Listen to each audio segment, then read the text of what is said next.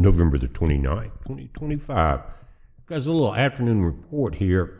It's got to do with what we've been covering the last couple of days.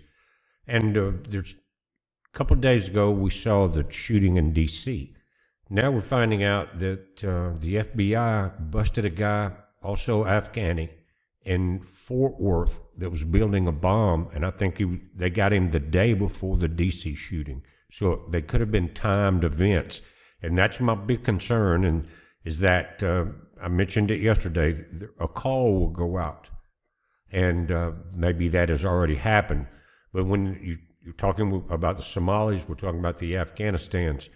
Now let's read this. Over the Thanksgiving holiday, President Trump announced sweeping plans to tighten immigration rules, including a suspension on migration from third world countries and cancellation of all federal benefits and subsidies to non-citizens in the country. Amen to that, guys. We just can't afford it. The decision comes after a terror attack, the shooting of 2 National Guardsmen involving an Afghan migrant.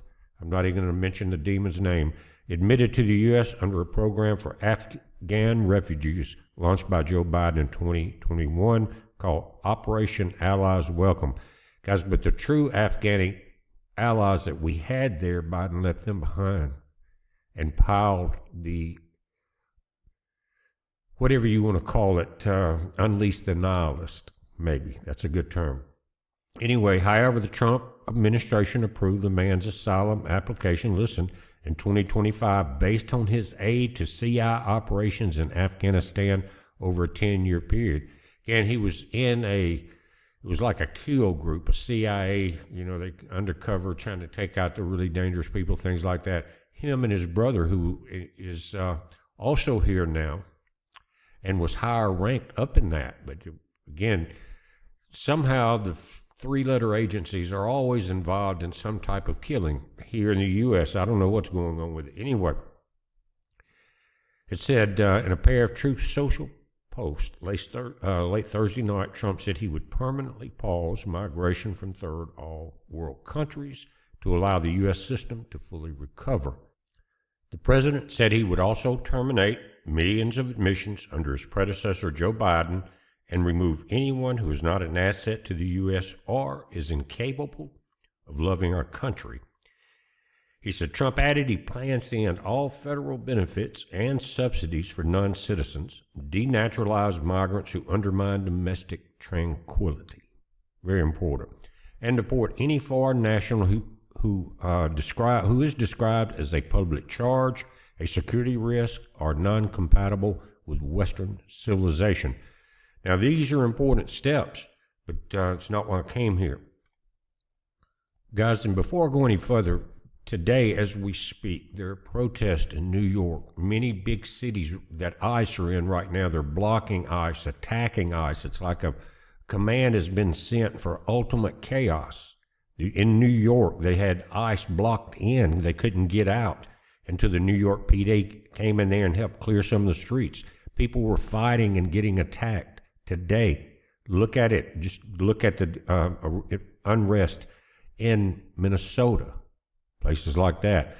But so, again, we were talking about keeping your head on the swivel and watching out where you go. But a call has gone out, and I think it was by the 6 senators or demons that called for the military to not not to obey illegal orders, right?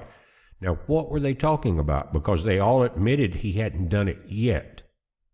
But what were they afraid of? Why did they do that video and bring so much damnation upon themselves? Because that was part of a call. And what they're going to try to do is Trump is about to, more than likely, proclaim the Insurrection Act. And what that will do is it allows the military, National Guard, to not only come in and assist ICE or open up the highways and things like that, but actually be involved in the deportation process. Now, and they know that's what's going to happen. And so they're going to call it an illegal order. They're prepping everyone. That's what they were doing. They need to all be arrested right away, Trump. Right away. But and what they're talking about Ilhan Omar, the people from Minnesota and all that, they're saying good luck with this because you're not going to get it through the House and the Senate, things like that. There's going to be too much pushback, of course, from all the Democrats, the rhinos, and a lot of organizations out there. There'll be lawsuits everywhere and doing all that. But guys, Trump has the winning hand. He has that card. He has the queen and the king bearing down on the checkmate right now. And again, we're talking about U.S. House Representative Ilhan Omar claims Trump does not understand the laws on TPS, for example, and argues that the vast majority of Somali migrants are safe from deportation. And of course, mainstream media, everybody out there saying that they're arguing that Trump has limited power to implement these changes on a large scale. And again, some of the dumb Democrats and that really don't know how this thing works are saying that it will not get through politically. And in a vote, they'll have enough people. And of course, you got people like Rand Paul and all of those guys that would throw a fit about anything. But again, Trump has this ace card. Let's look at that. And let's take a look at this. Now, it's from Jack Goldsmith, Bob Bauer, back on October 19th this year. And they're Democrats and they're eat up. But let's listen to what they had to say because they understand this law. And you can tell by the way they wrote it that they're not very happy about it either.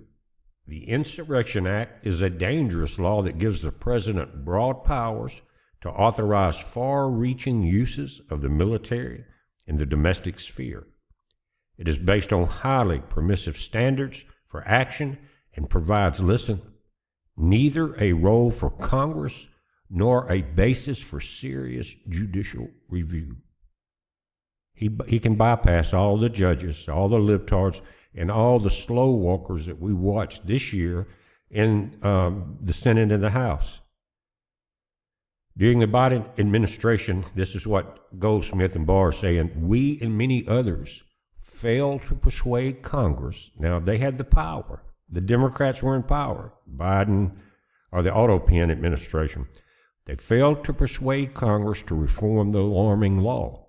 Now, in the second Trump administration, the president is threatening to invoke it for sweeping domestic military deployments in big cities across the country. It needs to happen because they're creating insurrection acts now in the streets of New York. In Minneapolis, they're trying to block ICE every way they can, fighting, protesting. It's like it went into a whole new high gear. And it had kind of been tampering down in some places. But now, all of a sudden, that call goes out from the 6 retards to disobey Trump. And that was the signal because, again, you're dealing with some people that are in power that are not elected. He says, we have no illusions that a Congress entirely under President Trump's thumb will act on this matter now. But if we see instances of reckless or accidental use of force by American soldiers against American citizens, now, this isn't about American citizens. They want to throw that in there to try to scare everybody. But the polls are saying now 66% or something of Americans are in favor of deportation because we can't afford it. But they're saying that American citizens, the public, would quickly rediscover the dangers of militarizing the homeland and the politics on these issues, and they would quickly change too. That's why they wanted Congress back then to take up what was called the Insurrection Act Reform Bill to stop it from ever happening. They waited a little too late. They were too busy attacking Trump in court and his family. And many other people, the J6ers, that's how stupid they were. And they didn't think far enough ahead they didn't think Trump would get back in, to be honest with you. They thought they had that one stole too. But right now we're going to see, I think, and I said that Trump is mad, they pushed the last button, and that we're going to see the military get involved with deportation, not just protecting ICE agents, going in, getting your hands dirty and moving a lot of people out at one time. We're going to see in this upcoming week what, again, the Democrats and Republicans will say about it. But right now, Trump has this power, and he needs to use it. Because you cannot get in a battle with the people that we have watched on TV this last year, because it would take 25 years to get anything passed. And none of them want it because so many people in politics, guys, are paid off. It continues, it's saying Trump's effort to deploy the National Guard in LA, Chicago, and Portland, Oregon have taken place under a statute that allows the federalization of National Guard troops and an executive order that specifies their use for protecting federal facilities and functions, more or less bodyguards. But these authorities together stay within the constraints of what's called the Posse Comitatus Act, a 19th century law that bars the use of federal military for law enforcement. But look who has imported the trouble. It says, the arrests, seizures, and non-defensive uses of forces and the like, unless expressly authorized by the Constitution or Act of Congress. That's why he's not going to use the Posse Comitatus Act. The Insurrection Act, a collection of laws enacted across the nation's first century, is different. They knew, the founding fathers knew this day would come. It is different. It offers the president much more robust authorities and gives him several advantages over the current mode of military deployment. First, it authorizes use of the regular armed forces, not just in addition to the Guard, not just the Guard. This gives the president access to a much larger military force. Are you thinking Pete Hegseth yet? Without the need to deal with the complications that arise when federalizing and organizing state-level National Guard troops. Second, the act has extremely broad and vaguely worded triggers for its use, and thus affords the president the widest conceivable discretion.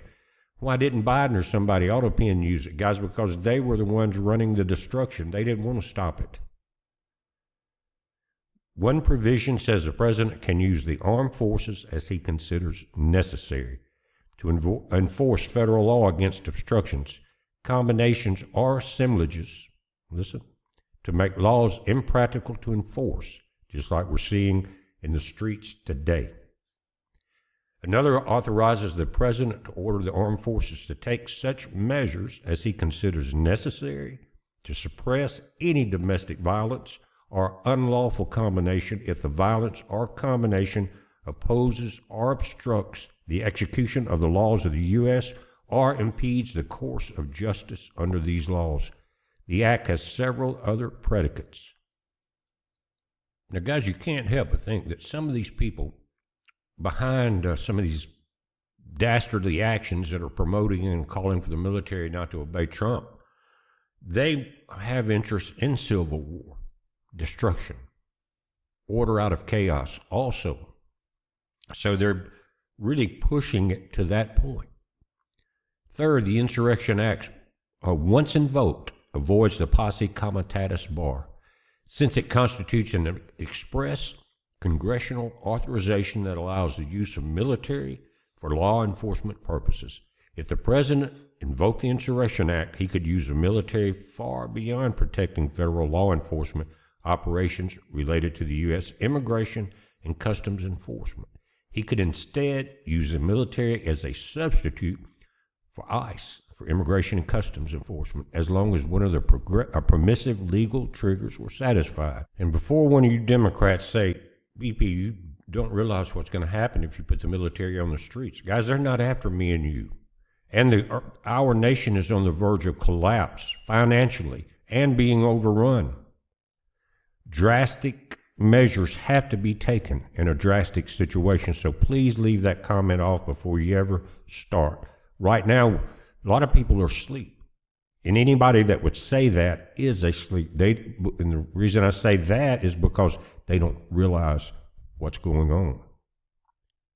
Fourth, the president would not be limited to using the military for immigration law enforcement. He could use regular forces for any domestic law enforcement function, like locking up all the Democrats and the governors and mayors in these big cities like California, and New York, and Chicago, including to suppress violence in cities, again, as long as one of the lax rules for invoking the law was satisfied. Fifth, the president will receive any significant deference from the courts in his determinations that an insurrection act predicate is satisfied. The leading case in the Supreme Court suggests that the president has exclusive authority to determine the exigency that triggers the act. And the act contains language whether the president considers and as he considers necessary. They're saying the courts will not play dead. And again, this is some of the Democrats' courts. Of course, you got to watch the Supreme Court too. You never know which way they'll flop. But of course, the Democrats will try to run to every judge that we've seen try to block everything Trump's done, right? But courts will not play dead in reviewing the Insurrection Act deployments, but they have very limited tools. They better just sit down and shut up before he uses all the capabilities inside the Insurrection Act, which I would not doubt would apply to the 6 people that told the troops not to obey any illegal orders from Trump. And what they're talking about is the Insurrection Act, and they're placing it in people's mind that that will be an illegal act. Do you see where they were going with that? But it's going to backfire on them. We are smarter than any of the Democrats. Trump is also smarter, and they have continued to dig a hole. But what it really is about to them, again, is destruction. And they would rather burn the house down than to lose it. And guys, Trump just said this, that he may invoke this Insurrection Act. Vice President Vance confirmed that Trump is looking at all of his options because crime has gotten out of control in our cities. But city crime prevention is far from the act's only potential use. The president in March issued an executive order that contemplated a legally contested federal takeover of federal elections to redress supposed fraud, errors, or suspicion. That's what I'm saying, guys. It is more than just what they think, but they know all of the dangers. But if they think they can rig the next election, you don't think Trump will step in with this? He knows he cannot allow the demons to regain power. This may be the way to do it. And again, I think that the people that voted for Trump, the loyalists, the people that are conservative, that are true Americans, they will probably go out on the streets and give the military food and water if they needed it. Because a lot of them will be their sons and daughters. Again, a legally contested federal takeover of federal elections. Notwithstanding criminal laws that prohibits members or officers of the military from deploying troops to polling places, it is easy to imagine, again, these are written by Democrats, Mr. Trump issuing such orders in next year's congressional election on the claim of a president's complete authority and control over the military to deal under the Insurrection Act with a combination or conspiracy. That's what they called everyone saying the last election was rigged, that oppose or obstruct the execution of federal election laws. Guys, this is the takedown that the swamp brought upon itself that needs to happen. And I'm praying that it comes in just like I'm saying. With a massive sweep, take them out. The people that will be doing it are not after you and me. They are just like me and you. They all grew up here. They all love it here. They don't hate the nation. If they do, they have no place in the military. That's what happened under Biden and his DEI crap. But Pete Hegseth has been purging quite a bit of that. Said if the president invokes the act, litigation will almost surely follow. States and localities could sue, but such suits would be very hard to win given the sweep of the authority. And guys, under this situation, he's not going to pause for a court to decide. Most proposals to reform the Insurrection Act have 3 core elements. Congress should tighten the statutory triggers. Too late. For example, by requiring that domestic violence overwhelm the safety and security capacities of state or local authorities before the act can be involved. That's already happened, too late. It should impose consultation and reporting requirements. And most important, it should establish a time limit on troop deployments of no more than 30 days without new congressional approval. In other words, pause it for no more than 30 days, and by then we can litigate the hell out of this and the nation will be ruined. They continue, they say conservatives once cared a lot about the dangers of the military in the domestic realm and about protecting state and local authorities from federal military interference. It's correct. You remember under Bush and Biden, we sure didn't want them running the military, did we? It says Governor Kevin Stitt of Oklahoma, a Republican and the chairman of the National Governors Association, recently articulated traditional conservative concerns in response to the deployment of out-of-state National Guard troops in Illinois. That place is in ruins. Oklahomans would lose their mind if Pritzker in Illinois sent troops down to Oklahoma during the Biden administration. He said, referring to Pritzker of Illinois and adding that the deployment violated state rights. This is not sending National Guard troops. This is sending the U.S. Department of War, Democrats, the Department of War, because you are the enemy, and we're going to assist them in any way we can. Whether it's food, water, any other kind of help they need, information on where you rats are hiding out, doesn't matter. We're going to help them because we are one nation and we're tired of it. They're saying the Insurrection Act was written for a different century and a different conception of the presidency and presidential self-restraint. They give him no choice. Right in the city he's trying to clean up, where he operates a government, they kill a 21-year-old female National Guard person. It was all a triggering event, but they did bust the guy in Fort Worth about to blow up something. They didn't say what he was going to blow up, but the fool put something online that he had the bomb ready or built and was going to blow up something in Fort Worth, and they got him the day before the shooting in D.C. It will be a tragedy, these two Democrats continue, if Congress does not enact reforms until after the law's dangers have become undeniably clear. In other words, the destruction of the Democratic rampage of destruction. It's too late. They should have done it instead of going after J6ers, listening to mindless idiots, guys like Schumer and Pelosi. Let's attack Trump. Let's attack his family. Let's keep going after J6ers till we get thousands of them, till we scare all the nation against ever talking bad about the Democrats again. That's backfired. Again, guys, if it goes down, I remember when Katrina hit here, 2 weeks, no water, no power. National Guard was headed down south a little further to us, down to the coast. And I remember being at the Walmart south of us and loading up some water because we didn't have the pumps in our big tanks or electrical powered, so you couldn't get water without power. And it was hot, man, after Katrina.